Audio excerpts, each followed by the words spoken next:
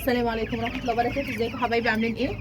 النهارده ان شاء الله يوم 15 معانا زي ما وعدتكم ان في حاجه هنضيفها من النهارده على الميه، وهو ده يا حبايبي.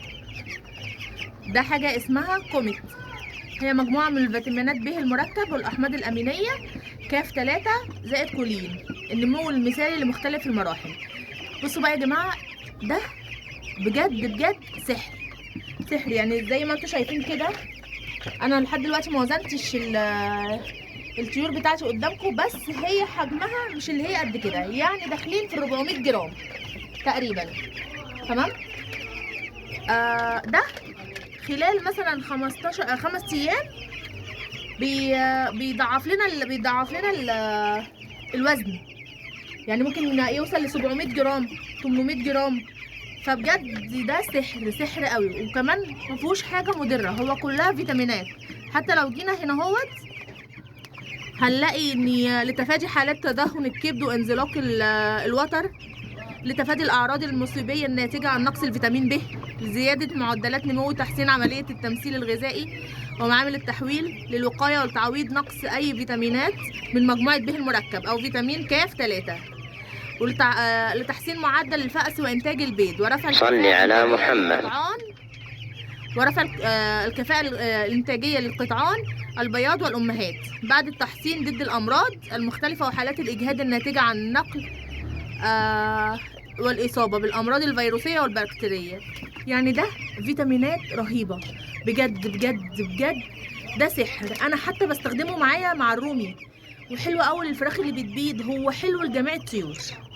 فتعالوا دلوقتي نسمي الله ونشوف الطريقه الصحيحه ليه. انا دلوقتي هبتدي افتح الكيس معاكم.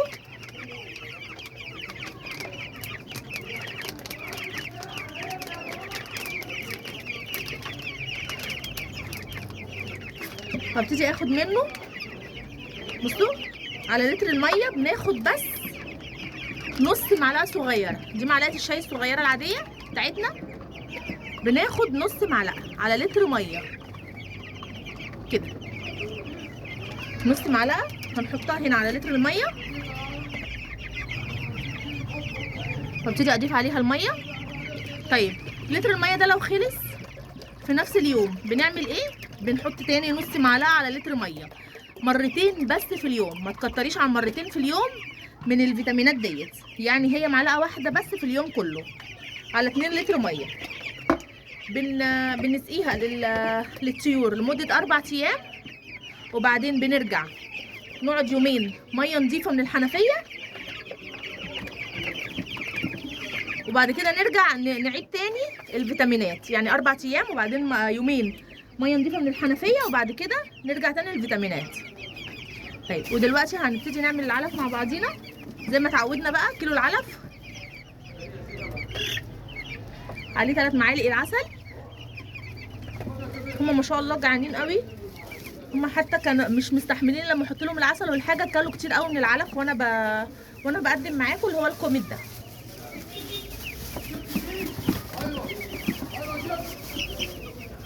هنحط عليه المعلقه الخلطه اللي احنا حطيناها، اللي هي 100 جرام كركم، 100 جرام نعناع ناشف، 100 جرام كزبره، 100 جرام كمون، و100 جرام قرفه، وكيس خميره فوريه.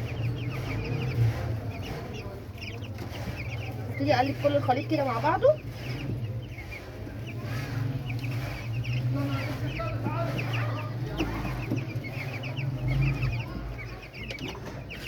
بعد ما قلبناه كده حبايبي هبتدي احطه لهم هنا في العلافه.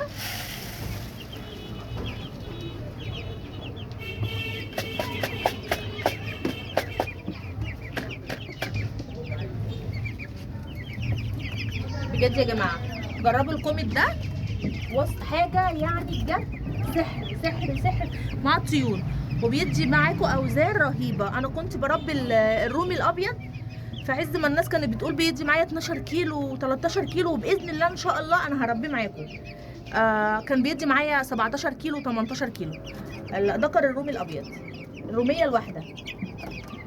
فباذن الله ان شاء الله بس هنخلص من الدوره بتاعت الفراخ ديت، وان شاء الله انا لو لقيت الرومي المستورد اللي هو الابيض هجيبه، لان المشكله ان انا ما جبتوش السنه دي بسبب ان كان كل الفأس اللي موجود محلي، وده ما بيرميش وزن، بيديكي مثلا لحد 8 كيلو.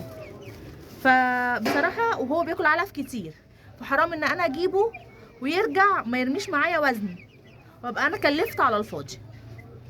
ودي كانت حلقتنا يا حبايبي النهارده، انا ما حبيتش اطول عليكم.